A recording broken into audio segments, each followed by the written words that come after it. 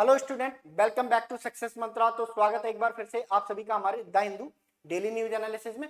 तो आज यानी कि 21 जून 2025 के द हिंदू में क्या है खास, जो कि एग्जाम पर्सपेक्टिव से बहुत ही ज्यादा इंपॉर्टेंट है। चलिए जल्दी से डिस्कस कर लेते हैं। So the first news from the Hindu today is from axiom formation. Shubhanshu Shukla axiom formation to the IAS put off again. ठीक है, तो एक्जियम फॉर्मेशन पिछले एक महीने से लास्ट 1 मंथ हम हर दिन ये न्यूज पढ़ते हैं कि आज पोस्टपोन्ड हो गया है, फिर एक नई डेट फिक्स की जाती है, देन फिर उस डेट को आता है कि फिर इसको क्या कर दिया गया, पोस्टपोन कर दिया गया। ये 29 में से पोस्टपोन्ड हो रहा है। ठीक है, 29 में को पोस्टपोन कर दिया गया। देन फिर इसकी डेट 8 जून डिसाइड की गई, देन फिर 12 जून डिसाइड की गई, देन 18 जून डिसाइड की गई एंड फाइनली 22 जून डिसाइड की गई। तो आज यानी कि 21 जून को जो एक्जियम एरोस्पेस है, नासा है, उसने क्लियरली बोल दिया कि ये मिशन 22 जून को भी नहीं हो पाएगा due to the technical mistake. अब किस तरह की टेक्निकल मिस्टेक आ रही है? एक्चुअली जिस रॉकेट का इस्तेमाल किया जा रहा है इस मिशन को भेजने में, स्पेस में भेजने में, इंटरनेशनल स्पेस स्टेशन में भेजने में, उस रॉकेट में लीकेज की वजह से। कौन सा रॉकेट इस्तेमाल कर रहे हैं? स्पेस एक्स, इलॉन मस्क की जो कंपनी है, उसका फाल्कन 9 रॉकेट इस्तेमाल किया जाएगा इसको भेजने में। इसके अलावा ये जो मॉड्यूल भेजा जाएगा फाल्कन 9 के थ्रू, जिसमें हमारे जो एस्ट्रोनॉट है वो इंटरनेशनल स्पेस स्टेशन पे जाएंगे, इसका एक रशियन सेगमेंट है।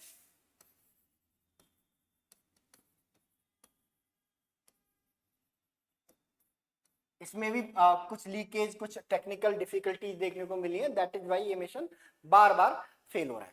अच्छा, इंडिया में इस एक्जियम 4 मिशन को क्यों बहुत ज्यादा डिस्कस किया जा रहा है? बिकॉज ये मिशन इंडिया के लिए, इंडिया की स्पेस जर्नी के लिए, इंडिया के आने वाले स्पेस मिशंस के लिए बहुत ज्यादा इंपॉर्टेंट है। बिकॉज आफ्टर 41 ईयर्स, है ना, हमारा कोई एस्ट्रोनॉट स्पेस में जा रहा है एक बार फिर से, है ना। स्पेस में जाने वाले फर्स्ट पर्सन कौन थे? First Indian to go to space,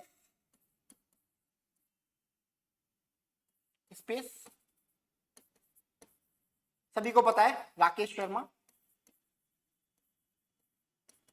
जो 1984 83 है ना, 1983 84 में स्पेस पे गए थे। उसके बाद ये जो सेकंड पर्सन है, ग्रुप कैप्टन शुभांशु शुक्ला, ये स्पेस में जाने वाले पहले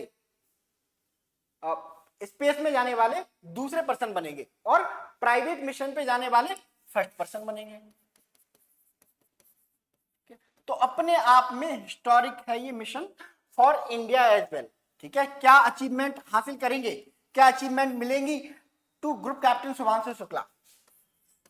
सेकेंड इंडियन इन स्पेस, पहली achievement, and first Indian to go to space on a private flight.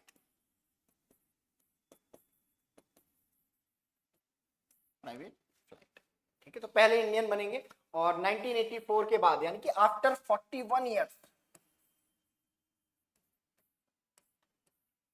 Space में जाने वाले, है ना, पहले पर्सन बनेंगे group captain Shubhanshu Shukla. Indian air force के लिए काम करते हैं, है ना, इन्हें चूज किया गया। इनके साथ एक और पर्सन है जिन्हें एज अ बैकअप पायलट के रूप में चूज किया गया। तो फाइनली अब ये जाने वाले हैं स्पेस में। हालांकि 1 महीने का डिले हो गया, है ना, मोर देन 1 मंथ डिले।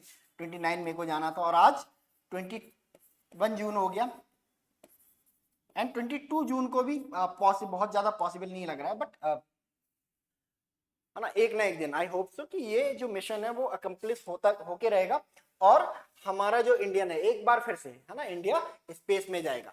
अच्छा, कितने दिन रहेंगे ये स्पेस में? जब इस मिशन के लॉन्च होने के बाद 14 डेज तक ये स्पेस में रहेंगे। ठीक है, तो राकेश शर्मा का जो रिकॉर्ड है है ना, 2 दिन बाद वापस आ जाने का, उसको भी ब्रेक करेंगे शुभांशु शुक्ला। अच्छा, क्या शुभांशु शुक्ला अकेले जा रहे हैं, इनके साथ कोई और नहीं जा रहा है? तो 4 लोग जा रहे हैं, टोटल 4 लोग होंगे, है ना, विद शुभांशु शुक्ला, है ना, इंक्लूडिंग शुभांशु शुक्ला। फर्स्ट, है ना, एक तो आपके इंडिया से ही Shubhanshu Shukla, then USA, Hungary and Poland. ठीक है, तो 4 कंट्री के लोग जाने वाले हैं टू स्पेस। ठीक है, इससे इंडिया को प्राउड तो फील होगा ही होगा इस मिशन से, बट इंडिया को एक एज मिलेगी for its project Gaganyaan. Gaganyaan हमारा जो प्रोजेक्ट चल रहा है, होपफुली या तो ये बाय द एंड ऑफ 2025 या फिर बाय द एंड ऑफ 2026, है ना, इसको कंप्लीट किया जाएगा और इसके थ्रू हमारे 6 इंडियंस को, 6 इंडियन एस्ट्रोनॉट्स को भेजा जाएगा स्पेस में। ठीक है, तो उसमें ये हेल्प करेंगे शुभांशु शुक्ला बहुत ज्यादा, क्योंकि हमारे पास ऑलरेडी एक लिविंग इंडियन हो जाएगा जो, है ना, स्पेस की रिसेंटली यात्रा करके आया, रिसेंटली स्पेस को विजिट करके आया। What is this axiom 4 mission, है ना, और इसके एम एंड ऑब्जेक्टिव क्या है? बात करें एक्जियम 4 मिशन की, तो एक्जियम एक प्राइवेट मिशन है। ठीक है, एक्जियम मिशन 4 इसलिए लगा हुआ है क्योंकि ये एक्जियम का 4th मिशन है, और एक्जियम मिशन को शुरू किया गया है एक्जियम एरोस्पेस के द्वारा, एरोस्पेस के द्वारा। ठीक है, एक प्राइवेट कंपनी है, और एक्जियम को इसमें हेल्प करने वाली जो ऑर्गेनाइजेशन है, अदर ऑर्गेनाइजेशन, एक तो हमारी NASA, ISRO end of course space, ये तीनों की मदद से लोगों को स्पेस में लेके जाना है। What is the aim and objective of this axiom mission? अब एक्जियम मिशन का जो एम एंड ऑब्जेक्टिव है, ये डिमोन्स्ट्रेट करना है ना, कि अब लोगों को स्पेस में फ्रीक्वेंटली ले जाया जा सकता है ना, स्पेस ट्रेवल को आसान बनाना, जो अर्थ का लोअर अर्थ ऑर्बिट है, ठीक है, इसमें स्पेस एक्टिविटीज को बढ़ाना, ये इस एक्जियम मिशन की, एक्जियम एरोस्पेस का प्राइम ऑब्जेक्ट है। ठीक है, एक्जियम मिशन 4 हम जान चुके हैं, कौन से रॉकेट का इस्तेमाल किया जाएगा? फाल्कन 9 रॉकेट का इस्तेमाल किया जाएगा, और किस स्पेस सेंटर से इसको लिफ्ट ऑफ किया जाएगा? कैनेडी स्पेस सेंटर से लिफ्ट ऑफ किया जाएगा। क्रू टोटल 4 लोग हैं, यूएसए के पैगी विस्टन है, और Shubhanshu Shukla India, then Poland और हंगरी के लोग भी हैं। ठीक है, इसके अलावा सिग्निफिकेंस क्या है? India return to human space flight after 41 years, यानी कि 41 ईयर्स बाद कोई इंडियन जाएगा स्पेस में after Rakesh Sharma in 1984 mission. First government sponsored flight to the ISS for India, Poland and Hungary over 4 decade, यानी कि अब सिर्फ इंडिया ही नहीं है जो 4 डिकेड बाद जा रहा है, 41 साल बाद जा रहा है।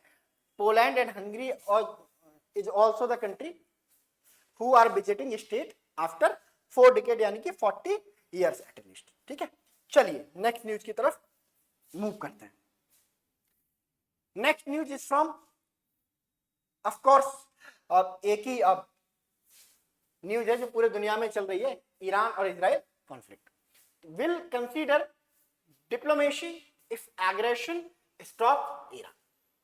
ठीक है, तो ईरान और इजराइल का कॉन्फ्लिक्ट चल रहा है, दोनों एक दूसरे के ऊपर मिसाइलें फेंक रहे हैं। ऐसे में जो पीस लवर्स हैं, पीस लविंग कंट्रीज हैं, वो दोनों ही कंट्री से ये रिक्वेस्ट कर रहे हैं कि आप वॉर का रास्ता छोड़ो, डिप्लोमेसी के थ्रू अपनी प्रॉब्लम्स को सॉर्ट आउट करो। इस पर ईरान का टेक है कि हम रेडी हैं to handle the issue with diplomacy, but condition ये है कि Israel has to end its aggression, Israel has to end its aggression.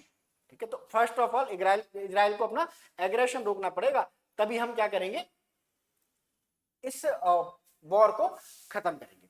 अच्छा, बात की जाती है कि भाई ठीक है, बातचीत से, डिप्लोमेसी से जो अपने डिस्प्यूट हैं उनको रिजोल्यूट कर लो, है ना, बट ईरान और इजराइल के बीच में डिस्प्यूट क्या है? ना तो दोनों कंट्री लैंड बॉर्डर शेयर करते हैं, ना ही कोई मैरीटाइम बाउंड्री है दोनों कंट्रीज के बीच में, दोनों ही कंट्री एक दूसरे से काफी दूर है, ये मैप में आप देख सकते हो। ठीक है, ये रहा आपका ईरान, और ये कहीं आपका इजराइल का। ना तो कोई लैंड बाउंड्री है, ना ही कोई मैरीटाइम बाउंड्री है, फिर डिस्प्यूट कैसा है इनके बीच में? डिस्प्यूट है इनके बीच में बेसिकली रिलीजियस। ठीक है, ईरान एक इस्लामिक कंट्री है और इजराइल एक ज्यूस कंट्री है, ज्यूस कंट्री है। अब ज्यूस का पता नहीं कितना हेट देते हैं इस्लामिस्टों को, बट ईरान जो कि इस्लामिक कंट्री है ना, वो हमेशा वहां पे ऐसी बातें होती हैं कि जो इजराइल है उसको एक दिन डिस्ट्रॉय कर देना है। ठीक है, अच्छा, जो करंट कन्फ्लिक्ट है वो स्टार्ट हुआ है किसकी वजह से? बिकॉज इजराइल ने ऐसा एलिगेशन लगाया कि ईरान न्यूक्लियर बॉम्ब बनाने के काफी करीब है।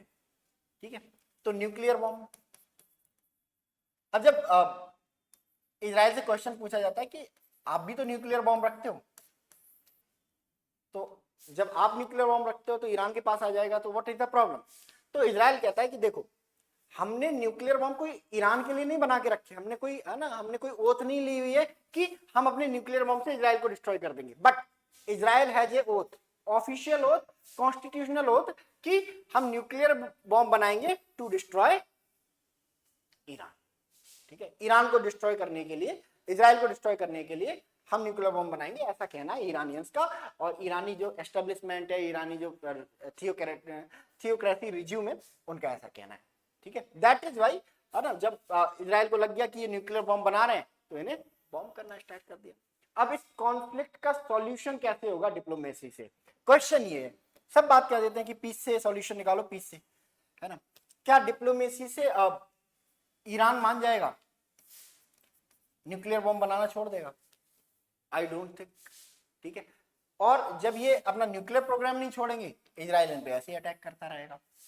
ठीक है, तो डिप्लोमेसी के थ्रू ईरान और इजराइल के कॉन्फ्लिक्ट का एक ही रिजोल्यूशन है कि सारे कंट्री न्यूक्लियर डिसआर्मामेंट की तरफ बढ़े। सारे कंट्री कहें कि चलो जो न्यूक्लियर बॉम्ब्स हैं उनको क्या कर देते हैं हम लोग, डिसमेंटल कर देते हैं, अब किसी के पास न्यूक्लियर वेपन नहीं होंगे। बट क्या ऐसा करने पर राजी होंगे सारे कंट्री? चाइना, इंडिया, रशिया या फिर यूएसए? नहीं। ठीक है, तो इसका कम से कम डिप्लोमेसी से तो कोई सॉल्यूशन निकलने के नहीं आने वाला, क्योंकि डिप्लोमेसी से सॉल्यूशन किन इश्यूज के निकलते हैं?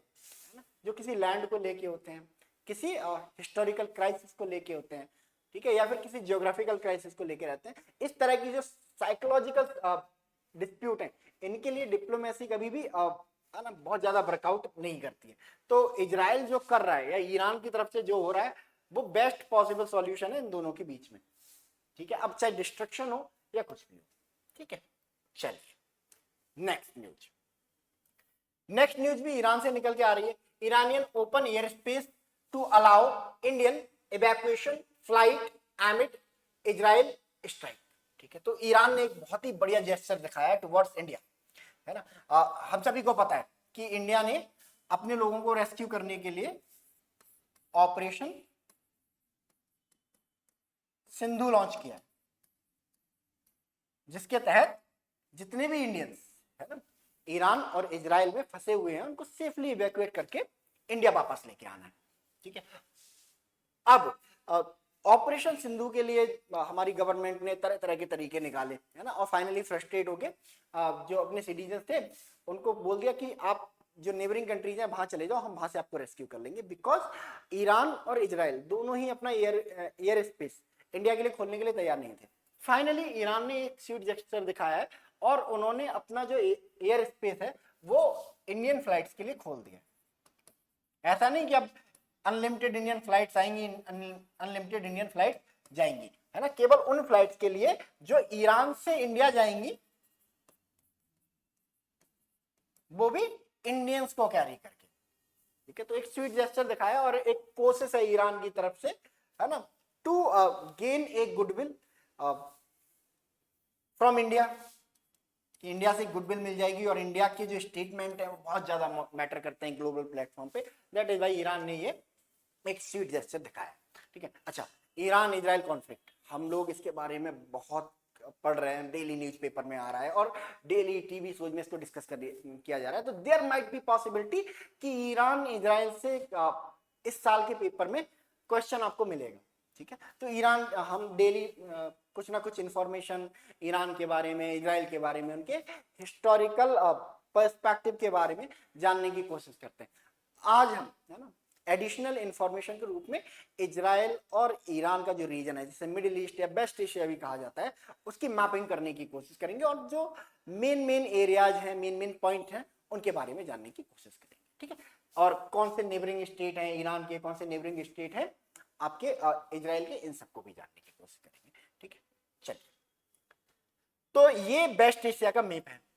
ठीक है, वेस्ट एशिया का मैप है ये, दिस इज वेस्ट एशिया, और इसे मिडिल ईस्ट भी बोला जाता है। ठीक है, तो इसमें बहुत सारे कंट्री आते हैं। आपका ये ईरान यहाँ पे रहा, ठीक है, देन आपका इराक आ गया, ठीक है, सीरिया आ गया, ठीक है, अजरबैजान आ गया, है ना, अर्मेनिया आ गया, अर्मेनिया अजरबैजान वैसे नहीं आते हैं, है ना, और फिर आपका लेबनान आ गया, इजराइल आ गया, पैलेस्टाइन आ गया, जॉर्डन आ गया, एंड आपका सऊदी अरेबिया आ गया, यमन आ गया, और ओमान आ गया, यूएई आ गया, इसके अलावा कतर आ गया, बहरीन आ गया, कुवैत आ गया। तो ये सारे जो एरियाज हैं वो बेसिकली वेस्ट एशिया में आते हैं। ठीक है, गल्फ कंट्रीज है ना, जिन्हें बोला जाता है गल्फ कंट्रीज, भी किसका पार्ट है, वेस्ट एशिया का ही पार्ट है। तो देखो, अगर बात करें ईरान की, तो ईरान के जो नेबरिंग कंट्रीज हैं वो कौन कौन से हैं। देखो, एक तरफ तो इनके है अफगानिस्तान, दूसरी तरफ है पाकिस्तान। तो अफगानिस्तान, पाकिस्तान, दो नेबरिंग कंट्री। जब ऊपर जाएंगे तो आपको मिलेगा नॉर्थ में तुर्कमेनिस्तान, ठीक है, एंड नॉर्थ में जाएंगे तो अजरबैजान और आर्मेनिया भी आपको देखने को मिल जाएगा। ठीक है, फिर इराक देखने को मिल जाएगा। ठीक है, तो ये कंट्रीज हैं, कुल मिला के 6 कंट्रीज हैं, 7 कंट्रीज हैं, टर्की भी इंक्लूड है, टर्की मिल जाएगा। तो 7 कंट्रीज हैं जो ईरान के साथ अपनी बाउंड्री शेयर करते हैं, पाकिस्तान, अफगानिस्तान, ऊपर Turkmenistan and Azerbaijan, Armenia, Turkey, इसके बाद आपका बागदाद। ठीक है, वाटर बॉडीज की बात करें तो कैस्पियन सी है इसके बिल्कुल फार नॉर्थ में। ठीक है, और आपको यहाँ पर्शियन गल्फ देखने को मिल जाएगी। ठीक है, पर्शियन गल्फ और गल्फ ऑफ ओमान भी यहाँ पे देखने को मिल जाएगी, गल्फ ऑफ ओमान। तो 3 वाटर बॉडीज हैं कुल मिला के इसकी। ठीक है, ईरान की कैपिटल की बात करें तो तेहरान, और करेंसी की बात करें तो रियाल। ठीक है, इसको याद रखेंगे। अगर हम चले इजराइल की तरफ, तो इजराइल के अगर नेबरिंग कंट्रीज की बात करें तो इजिप्ट नेबरिंग कंट्री देखने को मिलेगा, जॉर्डन देखने को मिलेगा हमें, सीरिया देखने को मिलेगा, और लेबनान देखने को मिलेगा। लेबनान की अगर इजराइल की कैपिटल की बात करें तो जेरूसलम है, ठीक है, इसकी कैपिटल। और वाटर बॉडीज की बात करें तो मेडिटेरेनियन सी है ना, इसकी जो मेन वाटर बॉडीज है। ठीक है, करेंसी की अगर बात करें तो करेंसी कौन सी इस्तेमाल होती है यहाँ पे, सेकंड इस्तेमाल।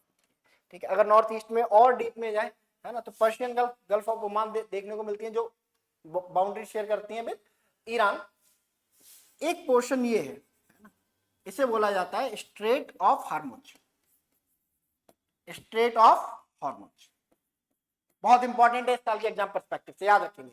ठीक है, देन आप यमन और सऊदी अरबिया के सदर्न पार्ट में आओगे तो यहाँ पे आपको दिखेगा, यहाँ पे आपको दिखेगा बॉब एल मैंडेव, ये भी एक स्ट्रेट है, बॉब एल मैंडेव। किस किस को कनेक्ट करता है ये, रेड सी को कनेक्ट करता है with Gulf of Aden, Bab el Mandeb, है ना। बाकी ये कैपिटल देख लेनी है, ओमान की मस्कत है, यमन की सना है, सऊदी अरबिया की रियाद है, यूएई की अबू धाबी है, कतर की दोहा है, बहरीन की मनामा है, कुवैत की कुवैत सिटी है ना, इराक की बगदाद है, सीरिया की दमेस्कस है, जॉर्डन की अम्मान है, और इजराइल की जेरूसलम जान ही लिया, लेबनान की बैरूत है। तो ये सारी जो है, इजिप्ट की जान लो, इजिप्ट की भी कायरो है। तो ये जो है वेस्ट एशिया का रीजन है, तो यहाँ से पॉसिबिलिटी है कि क्वेश्चन आपको देखने को मिलेगा। चलिए नेक्स्ट न्यूज की तरफ मूव करते हैं। Next news, UK law makers approve a bill to allow terminally ill people to end their life.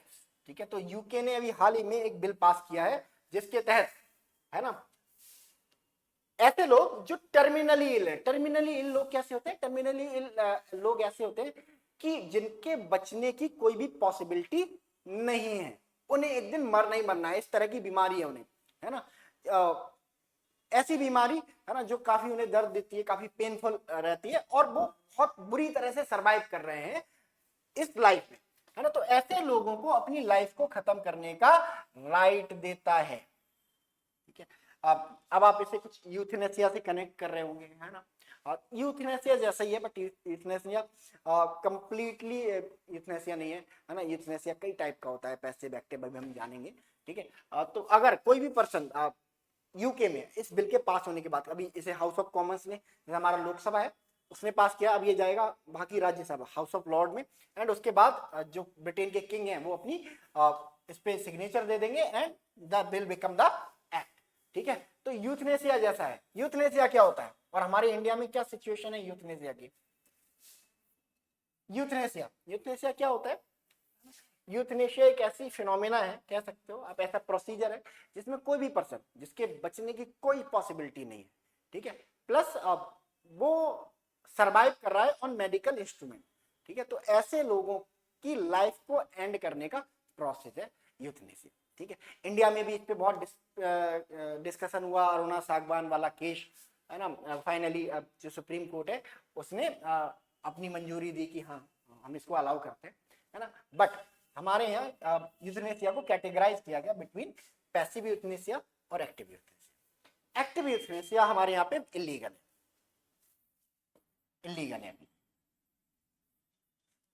है। और क्या होती है एक्टिव यूथनेसिया? कि अगर कोई भी पर्सन जो टर्मिनली इल है, चल नहीं सकता, बोल नहीं सकता, है ना, एक्टिविटीज नहीं कर सकता, ऐसे बीमार लोगों को कोई लीथल इंजेक्शन लगा के उनकी लाइफ को एंड कर देना, this is called active euthanasia, ठीक है। तो ये हमारे लीगल है कि नहीं, हम मारेंगे नहीं, है ना। हमने अडॉप्ट किया पैसिव यूथनेसिया, ये हमारे इंडिया में लीगल है। और क्या होता है ये पैसिव यूथनेसिया? पैसिव यूथनेसिया मतलब क्या होता है कि अगर कोई पर्सन जो कि टर्मिनली इल है और मेडिकल इंस्ट्रूमेंट पे, उसके मेडिकल इंस्ट्रूमेंट्स को हटा देना है एंड उसे नेचुरली मरने देना है, ठीक है, without the help of medical instrument. This involve withdrawing, withholding medical treatment that is keeping a person alive, effectively allowing them to die naturally. The Supreme Court has affirmed the legality of passive euthanasia for terminally ill patients who have executed living will or advance medical directives, ठीक है। तो ये अंतर है ना। तो बिल्कुल euthanasia जैसा नहीं है यूके का लॉ, थोड़ा सा डिफरेंट है, हाँ, but quite similar then euthanasia, है ना। चलिए नेक्स्ट। IAEA warns of nuclear disaster if Israel attacks Iran Bushehr plant, ठीक है।